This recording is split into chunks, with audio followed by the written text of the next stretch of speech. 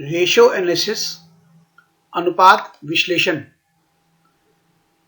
ये इसका part 7 video है और इसमें आज अपन करेंगे लॉन्ग टर्म सॉल्वेंसी रेशियो, दीर्घकालीन शोधन क्षमता अनुपात। बीकॉम पार्ट 2 के विद्यार्थियों के लिए है। ये विषय है EFM सेकंड, फाइनेंशियल मैनेजमेंट, वित्तीय प्रबंध।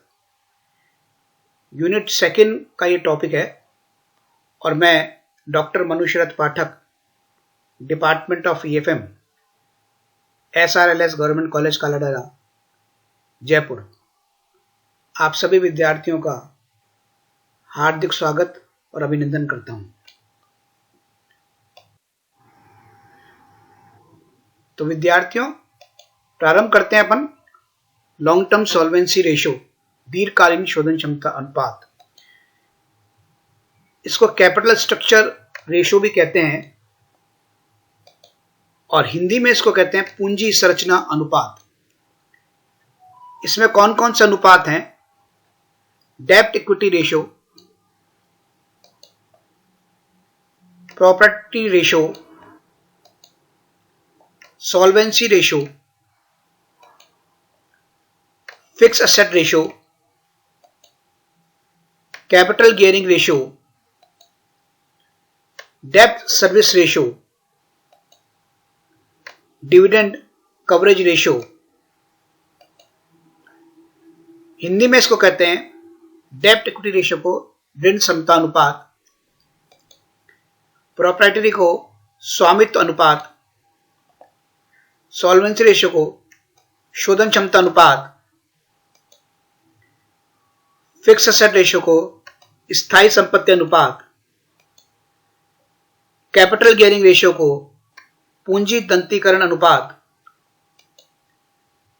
डेब्ट सर्विस रेशियो को ऋण सेवा अनुपात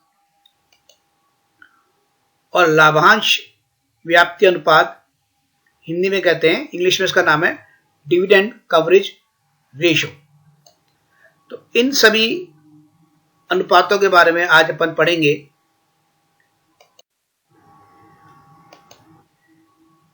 लॉन्ग टर्म सॉल्वेंसी रेशियो यानी दीर्घकालीन शोधन क्षमता अनुपात, ये क्या महत्वपूर्ण जानकारी प्रदान करते हैं, इनकी गणना की जाती है। पूंजी संरचना अनुपात की गणना एक संस्था की दीर्घकालीन शोधन क्षमता अथवा वित्तीय स्थिति जांचने के लिए की जाती है, क्योंकि जो व्यवसाय में पैसा लगा हुआ है स्वामियों का या लोन के माध्यम से या डिबेंचर के माध्यम से लगा हुआ है, एसेट्स में जो लगा हुआ है वो दीर्घकाल के लिए लगता है। और दीर्घकाल की शोधन क्षमता किस प्रकार से होगी, यानी भुगतान मिलेगा या नहीं मिलेगा, कितने समय बाद मिलेगा, जो इसके पक्षकार हैं वो इस महत्वपूर्ण जानकारी के लिए जो है वो लेना चाहते हैं। इसके अलावा वित्तीय के जो प्रबंधक हैं वो भी दीर्घकालीन शोधन क्षमता का तुलनात्मक अध्ययन करके प्रतिवर्ष एक वित्तीय स्थिति की जांच करते हैं। तो इसलिए यह अनुपात बहुत अधिक महत्वपूर्ण है। इसलिए भी महत्वपूर्ण है कि समय से ब्याज का भुगतान हो पाएगा या नहीं हो पाएगा, उसके लिए उपलब्ध लाभ की स्थिति क्या है। इसके अलावा परिपक्वता पर मूलधन की वापसी या देय तिथियों पर पूर्व निर्धारित किस्तों में लेनदारों को भुगतान की योग्यता के बारे में आश्वस्त कराने में परिलक्षित होती है। जो किस्तें हैं लेनदारों की, उसका समय पर भुगतान होगा नहीं होगा, इसके बारे में महत्वपूर्ण सूचनाएं प्रदान करता है ये लॉन्ग टर्म सॉल्वेंसी रेशियो। 2 प्रकार के ये होते हैं जिसका अपन अध्ययन करेंगे। प्रथम, वह जो पूंजी संरचना अनुपात जो कि ऋण कोषों एवं स्वामी कोषों के संबंध पर आधारित होते हैं। दूसरा, संस्था की नियमित रूप से ब्याज एवं लाभांश भुगतान क्षमता जानने के लिए ज्ञात की जाते हैं। जैसे पूंजी और स्वामियों पर आधारित है डेब्ट service ratio, property ratio, solvency ratio, fix asset ratio, capital gearing ratio, और इस पर जो आधारित है वो interest coverage ratio, dividend coverage ratio. ये ब्याज और लाभांश का समय पर भुगतान होगा, उसकी जांच, उसकी क्षमता को ज्ञात करने के माध्यम है।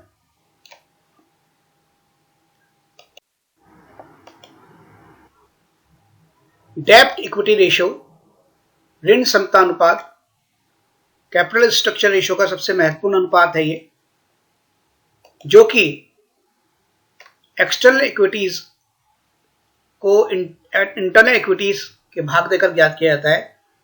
यानी जो व्यवसाय में जो बाहरी पूंजी लग रही है और जो आंतरिक पूंजी लगी हुई है उसके मध्य किस प्रकार का संबंध है, उसको डेब्ट इक्विटी रेशियो व्यक्त करता है। या इस अनुपात को कहते हैं total debts divided by share holders funds. Total debts का अर्थ है long term loan plus current liabilities. Share holder funds का अर्थ है equity share capital, preference share capital, capital reserve, general reserve, retain earning. लेकिन इसमें फिक्टिशियस असेट्स जैसे premium expenses या discount on issue of shares को निकाल दिया जाता है। अब इस अनुपात को क्यों निकाला जाता है, इसका क्या महत्व है? यह अनुपात जैसा कि अपन पूर्व में बता चुके हैं कि दीर्घकालीन शोधन क्षमता को ज्ञात करने में महत्वपूर्ण है। मतलब ये महत्वपूर्ण सूचनाएं प्रदान करता है कि दीर्घकालीन शोधन क्षमता किस प्रकार की है व्यवसाय की। अगर यह अनुपात 0.75:1 है तो इसका क्या आशय है? यह है कि यदि व्यवसाय की कुल संपत्ति में स्वामियों की पूंजी 1 रुपए के बराबर लगी हुई है तो ऋणदाताओं की पूंजी 75 पैसे के बराबर है। अर्थात यह है कि कुल संपत्ति में अगर जो स्वामी की पूंजी 1 रुपए के बराबर है, मतलब 1 रुपए के बराबर लगी हुई है, तो ऋणदाताओं की जो पूंजी है वो 75 पैसे के बराबर है, यानी 75% है।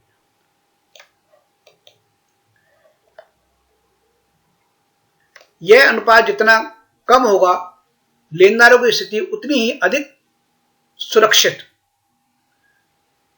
संस्था पर ऋण सेवा भार, ब्याज कम होने से ऋण लेने की क्षमता पर भी विपरीत प्रभाव नहीं पड़ेगा। मतलब यह अनुपात जितना कम होगा उसका अर्थ यह है कि बाहरी ऋणदाताओं पर कम निर्भरता है व्यवसाय की और आंतरिक जो ऋणदाता है उन पर अधिक निर्भर है।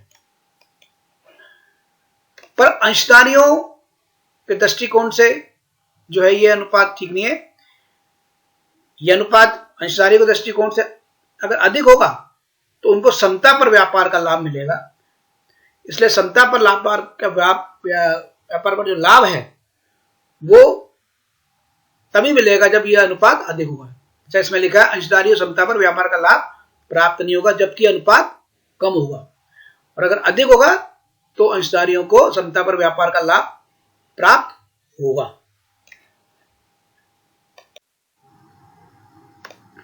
Proprietary ratio, proprietary funds divided by total assets. Proprietary fund जैसे अपन ने अभी किया, include share capital, equity and preference share, all reserve and surplus, undistributed profit को भी ऐड किया जाता है। पर अगर एक्यूमुलेटेड लॉसेस है तो उसको निकाल दिया जाता है। टोटल असेट्स में all current assets, fix assets को लिया जाता है। इंटेंजिबल असेट्स अगर उसकी कोई वैल्यू नहीं है, गुडविल, पेटेंट, ट्रेडमार्क, उनको शामिल नहीं किया जाता है, और फिक्टिव असेट्स को भी इसमें शामिल नहीं किया जाता है।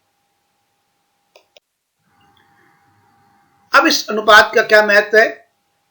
यह अनुपात जितना अधिक होगा, लेनदारों की स्थिति उतनी अधिक मजबूत होगी।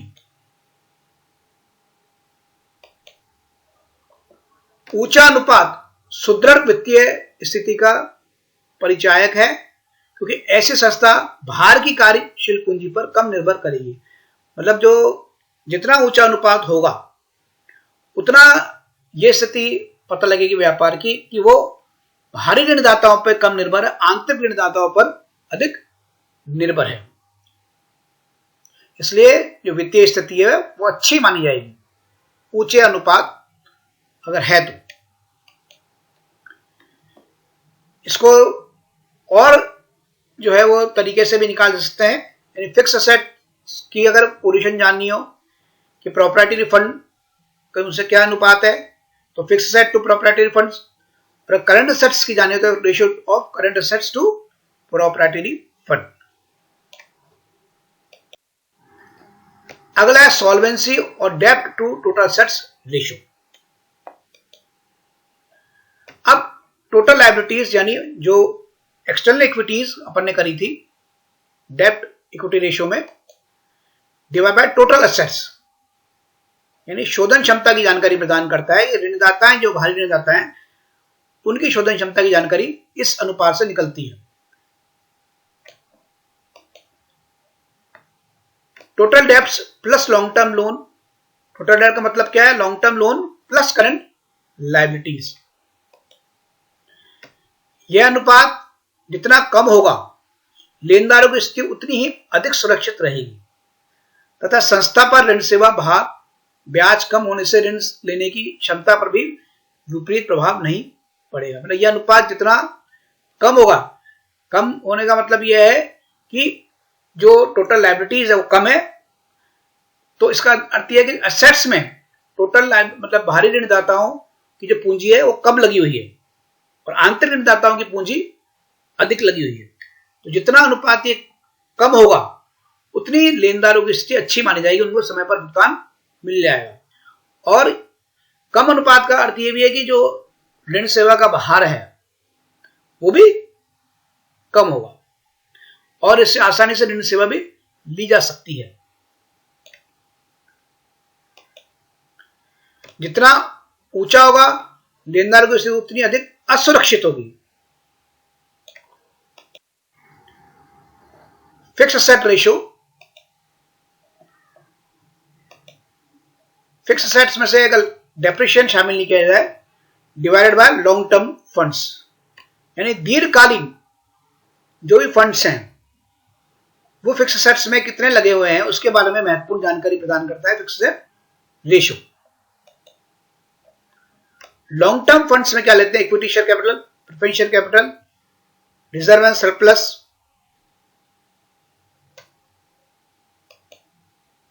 और लॉन्ग टर्म लोन भी इसमें लिया जाता है।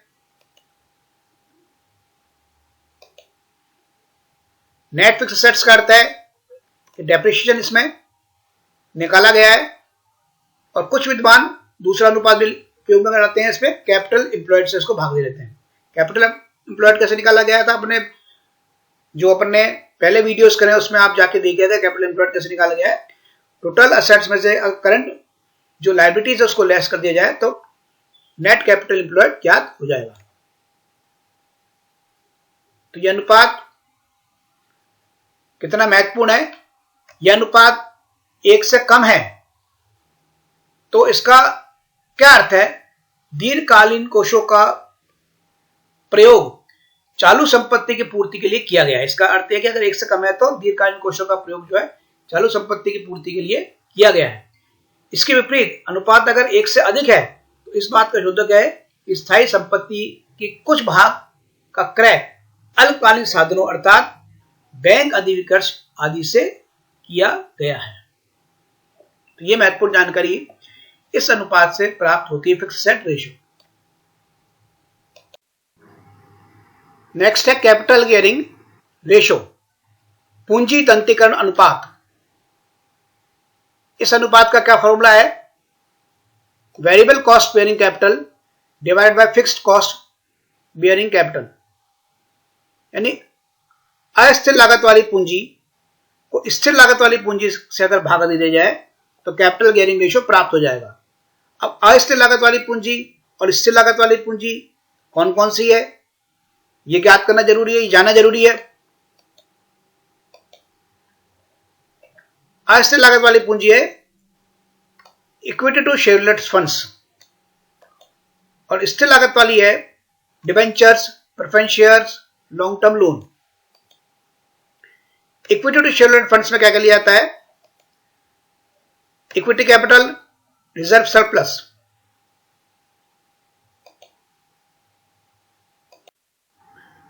अब इस अनुपात का क्या महत्व है, यह अनुपात क्यों निकाला जाता है, इसके बारे में महत्वपूर्ण जानकारी अपन हासिल करते हैं। पूंजी दंतीकरण अनुपात, यह अनुपात अधिक होगा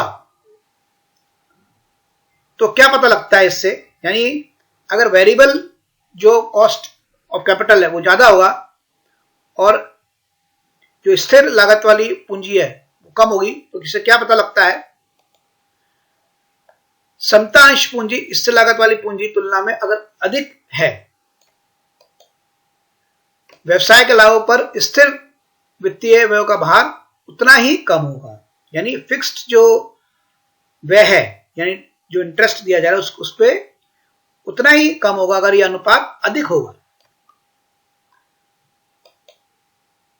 और ये स्थिति क्या कहलाएगी? लो गियरिंग, निम्न गियर में लो गियरिंग। यह अनुपात अगर नीचा होगा, मतलब कहने का अर्थ यह है कि अगर अस्थिर लागत वाली पूंजी कम होगी और स्थिर लागत वाली पूंजी अगर अधिक होगी तो यह अनुपात नीचा होगा। इससे क्या जानकारी मिलती है? समता अंश पूंजी स्थिर लागत वाली पूंजी की तुलना में जितनी कम होगी, स्थिर वित्तीय व्ययों का भार उतना अधिक होगा। समता अंशधारियों समता पर व्यापार का लाभ प्राप्त होगा। मतलब अगर अपरिवर्तनशील लागत वाली पूंजी यानी समता अंशधारी वाली पूंजी अगर कम होगी और स्थिर लागत वाली पूंजी अधिक होगी, तो अंशधारियों के दृष्टिकोण से तो फायदा होगा कि अंशधारियों को समता पर व्यापार का लाभ मिलेगा, लेकिन व्यापार दृष्टिकोण से यह सही नहीं है। इसलिए इसको कहते हैं हाई गियरिंग। अब लो गियरिंग और हाई गियरिंग के बारे में थोड़ा जान लेते हैं। लो गियरिंग और हाई गियरिंग ये वाहन से आया है, यानी जैसे कि स्कूटर जब स्टार्ट किया जाता है तो गियर लगाया जाता है, तो गियर लगा के जब धीरे धीरे स्पीड बढ़ाई जाती है तो वो क्या कहलाती है? लो गियरिंग। इसका अर्थ यह है कि व्यापार जब प्रारंभ होता है तो इसमें प्रारंभ के अंदर अस्थिर लागत वाली जो पूंजी है, वेरिएबल कॉस्ट है, उसका अधिक प्रयोग किया जाना चाहिए। और जैसे जैसे जो है वो व्यापार चलने लग जाता है तो हाई गियर लगाया जाता है, यानी सेकंड फिर थर्ड फिर फोर्थ, उसी तरीके से काल में लगाया जाता है। उस समय स्थिर लागत वाली जो पूंजी है उसका अधिक प्रयोग हो सकता है।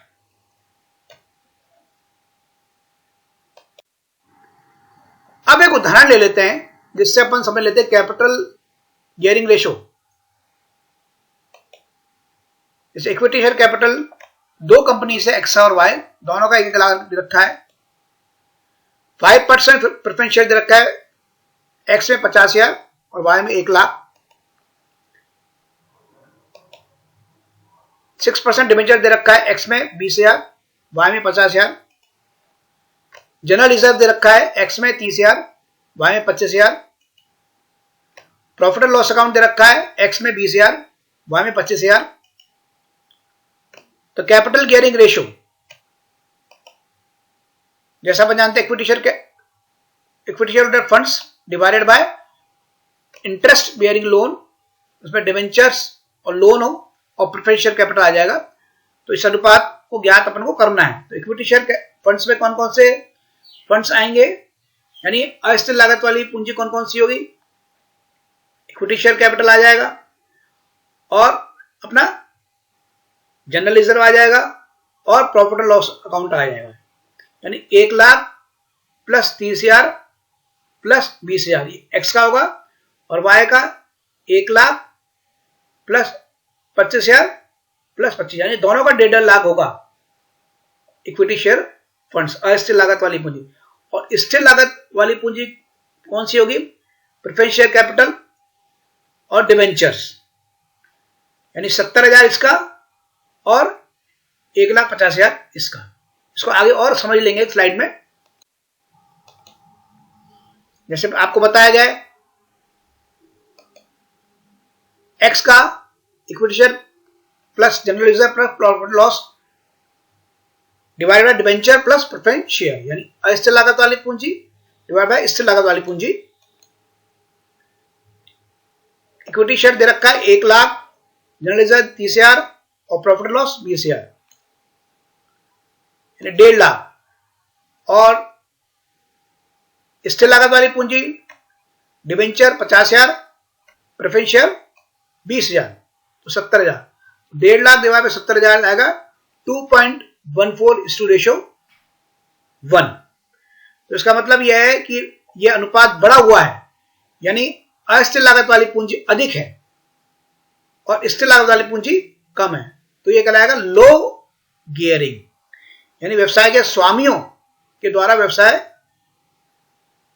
को चलाया जा रहा है, उनके कैपिटल के द्वारा व्यवसाय को चलाया जा रहा है, तो अधिक अनुपात है ये, तो ये लो गियरिंग रेशियो कहलाएगा। दूसरा कंपनी का लेते हैं, वही फॉर्मूला है। इक्विटी शेयर कैपिटल दे रखा है 1,00,000, जनरल रिजर्व उसमें दे रखा है 25,000, प्रॉफिट एंड लॉस अकाउंट 25,000, यानी इसमें भी 1,50,000। पर जो डिवेंचर है इसमें 1,00,000 है और प्रेफरेंस शेयर 50,000 है, तो 1,50,000 डिवाइड बाय 1,50,000, तो 1:1 हो गया। तो इवन गियरिंग हो गया, जितनी अस्थिर लागत वाली पूंजी उतनी स्थिर लागत वाली पूंजी व्यवसाय में लगी हुई है। अगर ये 1 से कम होता तो कहलाता हाई गियरिंग रेशियो, जिसको कि अपन पूर्व में बहुत अच्छी तरीके से इससे पहले वाले स्लाइड में समझ चुके हैं कि लो गियरिंग का मतलब क्या और हाई गियरिंग का अर्थ क्या है।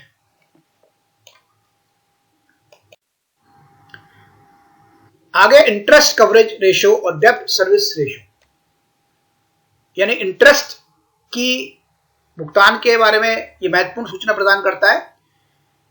इसलिए इसमें net profit before interest tax लेते हैं, और जो फिक्स इंटरेस्ट चार्जेस हैं स्थायी, उनको सम्मिलित इसमें किया जाता है कि स्थायी जो ब्याज का भुगतान जो है उसकी स्थिति क्या है। यह अनुपात यह बतलाता है कि व्यवसाय का लाभ देय ब्याज का कितना गुना है। यह अनुपात जितना अधिक होगा, संस्था की ब्याज शोधन क्षमता उतनी ही अधिक होगी, अतः ऋणदाताओं को उतना ही अधिक सुरक्षा प्राप्त होगी। ऊंचा अनुपात जिससे समता पर व्यापार से लाभ कम होगा। अगर यह अनुपात ऊंचा होगा तो इसका अर्थ है कि जो इक्विटी शेयर्स हैं उनको समता पर व्यापार से लाभ कम प्राप्त हो रहा है। और नीचा अनुपात यह बताता है कि अत्यधिक ऋणों का उपयोग किया जा रहा है। अगर यह अनुपात नीचा है तो यह ऋणदाताओं के दृष्टिकोण से असुरक्षा है, क्योंकि इसका अर्थ यह है कि अत्यधिक मात्रा में ऋणों का प्रयोग किया जा रहा है।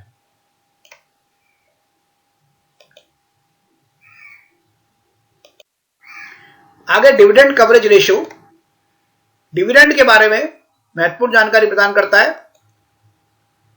इसमें net profit after tax interest लेते हैं और प्रेफरेंस जो डिविडेंड है उनकी स्थिति ली जाती है।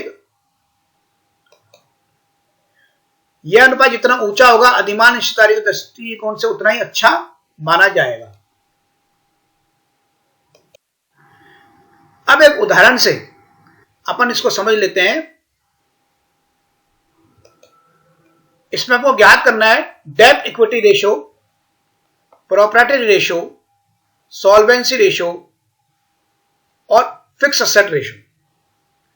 ये निम्नलिखित जो सूचना दे रखी है जो बैलेंस शीट में, उसके हिसाब से अपन को ज्ञात करना है। तो जैसा आपको पता है कि डेब्ट इक्विटी रेशियो अपन ने किया पहले, क्या अर्थ है? External equities divided by internal equity, यानी बाहरी ऋणदाताओं की पूंजी डिवाइडेड बाय जो है नेटवर्थ, शेयरहोल्डर फंड्स या इंटरनल इक्विटीज। प्रॉपर्टी रेशियो का क्या अपन ने फॉर्मूला अपन ने किया था, net worth divided by total assets. और सॉल्वेंसी रेशियो का अपन ने क्या फॉर्मूला किया था, टोटल डेब्ट डिवाइडेड बाय टोटल असेट्स। और फिक्स असेट रेशो का क्या फॉर्मूला अपन ने किया था, जो लॉन्ग टर्म फंड्स है और जो फिक्स असेट्स है उनके बारे में ये अनुपात जानकारी प्रदान करता है। डेब्ट इक्विटी रेशियो जैसे अब देख लीजिए, अब इसके अंदर इस जो उदाहरण दे रखा है उसमें एक्सटर्नल इक्विटीज कौन कौन सी है, बाहरी ऋणदाताओं के 7% डिवेंचर और करंट लायबिलिटीज, इन दोनों को जोड़ दिया जाएगा, divided by internal equities. Internal equities में equity shares, preference share, reserve surplus को जोड़ा जाएगा, तो इससे ये डेब्ट इक्विटी रेशियो ज्ञात हो जाएगा। दूसरा प्रोप्राइटरी रेशियो में जो नेटवर्थ है, यानी equity share plus preference share plus reserve surplus add किया जाएगा, डिवाइड बाय टोटल असेट्स, यानी ये 3,07,000। सॉल्वेंसी रेशियो में शोधन क्षमता अनुपात में जो टोटल डेप्ट है, यानी debenture plus current liabilities, divide by total assets 3,07,000। और इसी तरीके से फिक्स असेट जो रेशियो है वो लॉन्ग टर्म फंड्स और फिक्स असेट्स के बारे में जानकारी प्रदान करता है। लॉन्ग टर्म फंड्स कौन कौन से हैं? लॉन्ग टर्म फंड्स सारे ही हैं, यानी करंट लायबिलिटी को छोड़ के सारे ही लॉन्ग टर्म फंड्स के अंदर आएंगे, शामिल किए जाएंगे। तो आगे अपन इसको और अच्छी तरीके से समझ लेते हैं। इससे पूर्व के स्लाइड में अपन इसको समझ चुके हैं, लेकिन अब दोबारा इसको संख्या के रूप में समझते हैं। डेब्ट इक्विटी रेशियो फॉर्मूला आपको पता ही है, टोटल डेब्ट divided by net worth. Total डेब्ट जैसा अपन ने किया 1,22,500 किस तरीके से आया, डिवेंचर 1 लाख और करंट लायबिलिटी 22,500 को ऐड कर दिया तो ये टोटल डेब्ट आ गया, यानी एक्सटर्नल इक्विटीज आ गया ये। और नेटवर्थ 1,84,500 आई है, ये किस तरीके से आई है, शेयरहोल्डर फंड्स भी कहलाता है ये।